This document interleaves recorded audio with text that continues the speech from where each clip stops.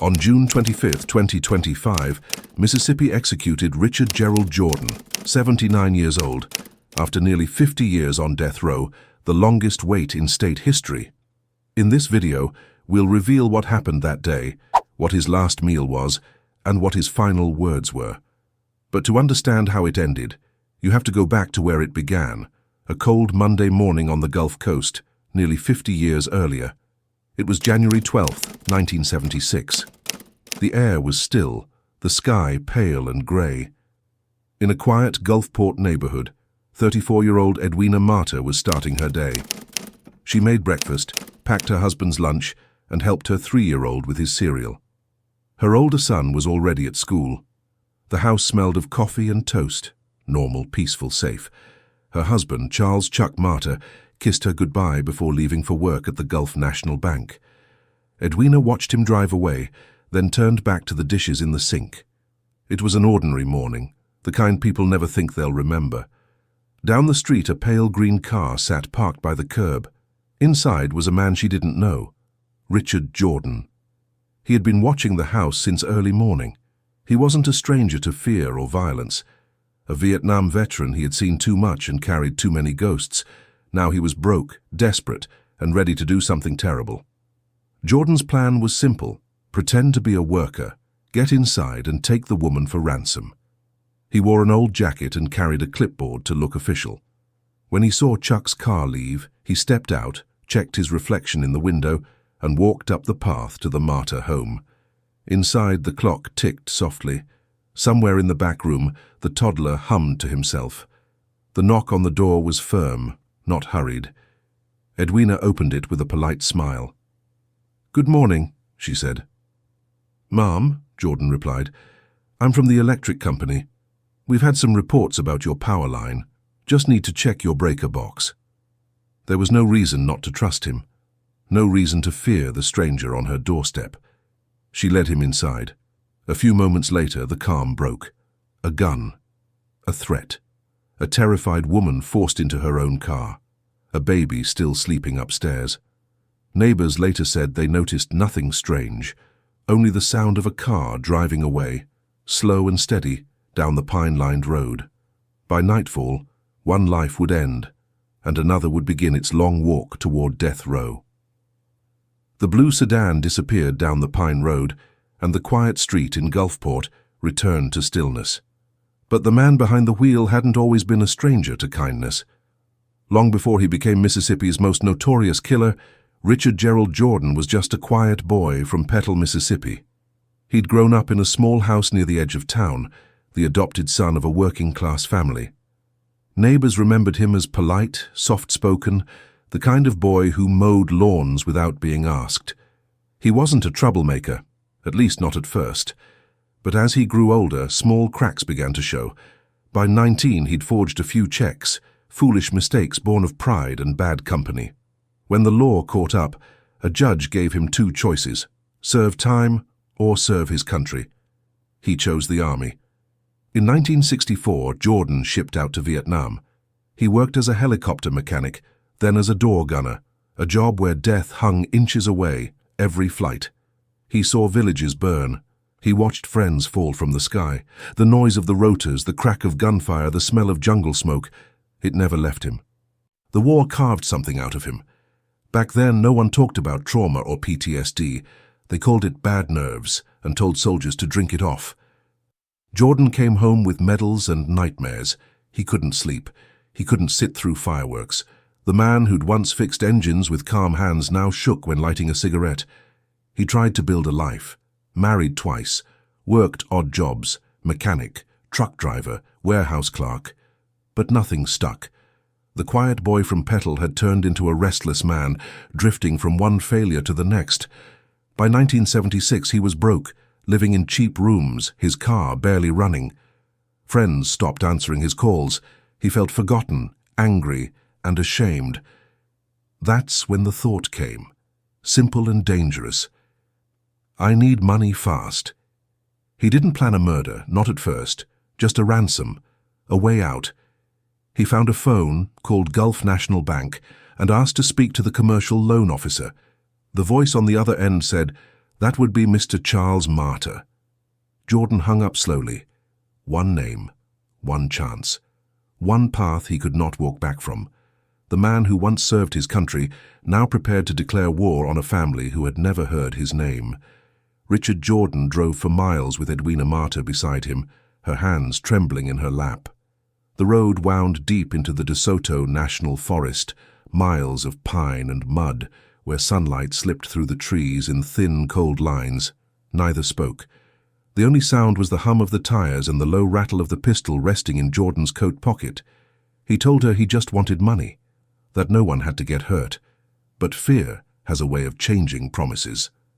When the car stopped on a narrow dirt path, Edwina tried to run. Jordan later said he panicked, that he only meant to fire a warning shot.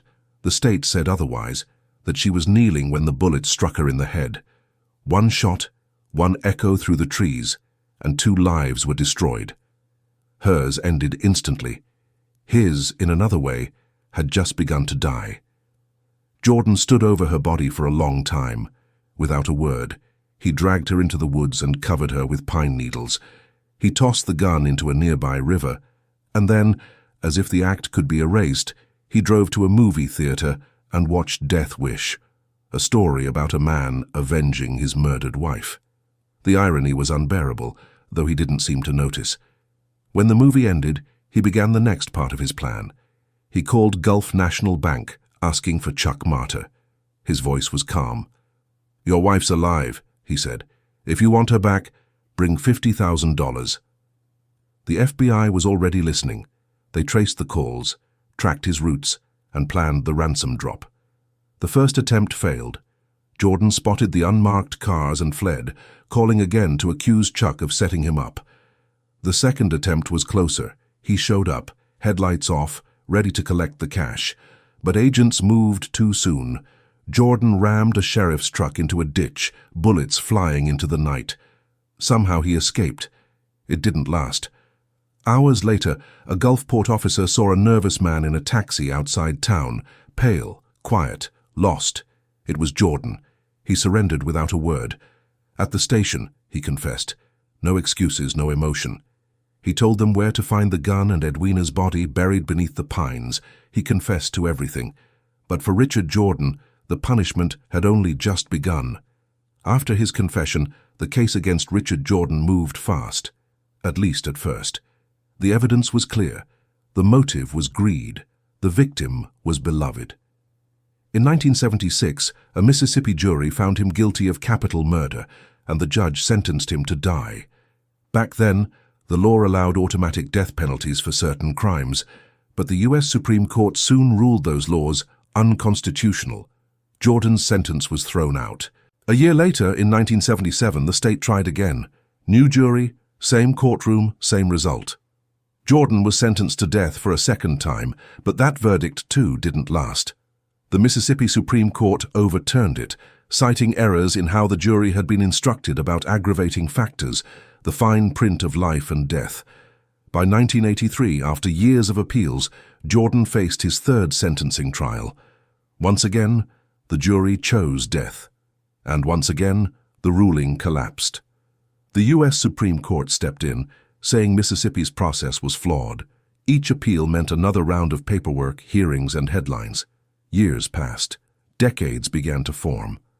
In 1991, the state finally offered a deal: life in prison without parole. But only if Jordan agreed to stop appealing. Exhausted and older now, he took it. For the first time, there was quiet at Parchman Penitentiary. He began writing letters, fixing radios, trying to disappear into the slow rhythm of prison life. But peace didn't last. Jordan's lawyers discovered something strange. The life without parole sentence didn't legally exist in Mississippi back in 1976. It wasn't even an option at the time of the crime. Jordan saw an opening, one last chance, and appealed again. In doing so, he tore up his own deal. The courts agreed the sentence was invalid. His case went back for a new sentencing. In 1998, more than 20 years after the murder, a new jury gathered to decide his fate for the fourth and final time. The prosecutor leading the case was Joe Sam Owen, the same man who had stood against him in the 1970s. The courtroom was quiet, tired. No new evidence, no new arguments. Just the same question asked for the fourth time. Life or death. The jury took only 35 minutes to decide. Richard Jordan was sentenced to die. Again. Justice delayed became justice distorted, and the man who once begged to live now spent decades waiting to die. After his final death sentence in 1998, Richard Jordan was sent back to Parchman Penitentiary, Mississippi's most notorious prison, to wait. His new home was a narrow concrete cell in Unit 29, Death Row. 8 feet wide, 10 feet long, with a steel bunk, a toilet, and a small window no larger than a shoebox. Every morning, the same grey light slipped through the bars. Every night, the same heavy silence pressed in. Days turned into years. Years turned into decades. Jordan became known among inmates and guards alike as the old man of Unit 29. He didn't cause trouble. He fixed radios, repaired fans, and helped others write letters home. When younger prisoners arrived, confused or angry, he showed them how to file motions or write appeals. He read constantly, books on science, theology, and history stacked beside his bed. The guards said he was polite. Some even said he was kind. He also wrote stories, short tales about regret, survival, and fate. None were published, but he mailed them to pen pals and veterans groups. In his letters, he spoke of Vietnam and the weight he carried from it. He never asked for sympathy, but his words often circled back to guilt. Not just for the war, but for the woman whose life he took. Outside those walls, the law kept shifting. Mississippi's method of execution had changed from the gas chamber to lethal injection, but even that became controversial. His lawyers filed appeal after appeal, arguing that the state's use of the sedative midazolam risked leaving inmates awake, trapped inside their own bodies as they died. The courts debated it for years. Each decision delayed the next execution on the calendar, and Jordan's name stayed near the top of the list. Through it all, time moved slowly. The seasons changed, the world outside modernized, and Jordan grew old behind the same set of bars. His hair turned white, his hands trembled when he wrote. Guards retired, lawyers came and went, and still he remained, a relic of another era. He outlived many on the row, some who died by needle, others by age or illness. When the news spoke of death row, his name had become more history than headline. He had outlived presidents, wars, and popes, but not the memory of what he'd done. June 25, 2025, Mississippi State Penitentiary. After 49 years on death row, Richard Gerald Jordan was moved from Unit 29 to Unit 17, the quiet, windowless wing that holds inmates in their final days. From his new cell, he could see the narrow hallway that led to the execution chamber. The end, long delayed, was now a date on the calendar. That morning, guards said he seemed calm. He talked softly, even smiled once or twice. He met with his wife, his lawyer, and a spiritual advisor.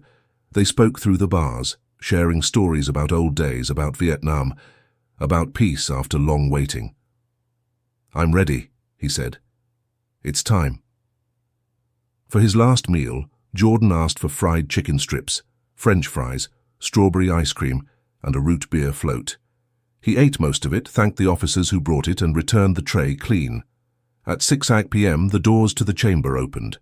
Jordan was escorted in, wearing prison whites and glasses that slipped slightly down his nose. He lay back on the gurney as straps tightened around his arms and chest. Behind the glass sat journalists, state officials, and a few relatives of Edwina Marter. Some watched, others looked away. When asked if he had any final words, Jordan spoke clearly. "First, I'd like to thank everyone for a humane way of doing this. I want to apologize to the victim's family." He turned his head toward his wife, sitting quietly in the witness room. "I love you all," he said softly. "I'll see you on the other side." At 6:10, the first drug began to flow. His breathing slowed. A prison nurse checked for signs of consciousness. At 6:16 p.m., after nearly 50 years of waiting, Richard Gerald Jordan was pronounced dead by lethal injection. He was 79 years old. Outside the prison, no one cheered. No protests, no crowds, only the fading summer light over the delta. For the Marter family, It marked the end of a story that had begun when many of them were still children. Most had stopped following the case long ago. Some said it had taken too long, others said nothing at all. For Mississippi, it was history, the oldest inmate ever executed in the state. For America, it was a lesson in time, trauma, and justice stretched thin. 50 years after a single gunshot echoed through a Mississippi forest, another sound, a slow, final exhale, ended the story of Richard Gerald Jordan, a veteran, a killer, a man who waited half a century for his own ending. Other names, other families still waiting, some for decades, for justice, for closure, or simply for the truth to be heard. If you believe these stories matter, please like, subscribe, and tap the notification bell. That way you won't miss our next investigation.